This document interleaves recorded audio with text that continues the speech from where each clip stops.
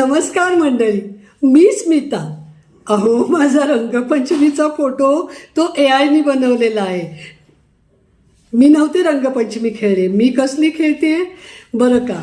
पण आता नैसर्गिक पद्धतीनं रंगपंचमी खेळायचो. एक फूल मला, आम्ही जेव्हा गिरनारला गेलो होतो ना, तेव्हा मला ते फूल मिळालं 40 रुपये पावशेरनी बरं का. ती थोडी फुलं मी आणली होती आणि रंगपंचमीच्या आधीच आम्ही त्यांनी ते पाण्यात एक रात्र भिजवलं आणि त्या पाण्याने आंघोळ केली. त्यांनी रोग जातात म्हणे सगळे, असं म्हणतात स्किनचे बरं का.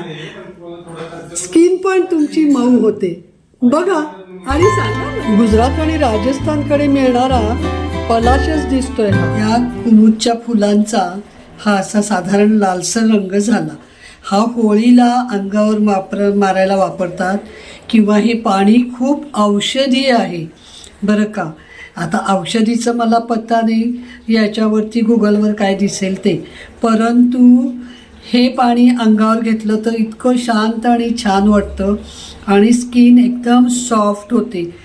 त्या बाईनी, मला विकणाऱ्या बाईनी सांगितलं 40 रुपयाला पावशेर दिली. खरं ती आणखी स्वस्त असणार. त्या बाईनी मला सांगितलं की हे तुम्ही केस धुवायला पण वापरा, खूप छान आहे, केस सॉफ्ट होतात बरं का. आणि दुसरं सांगायचं म्हणजे की मार्च महिन्यामध्ये साधारण होळीच्या दरम्यान ही फुलं मिळतात. ही एक फुलाच्या पाकळ्यांची होळी माझ्या मैत्रिणीकडे मुंबईला.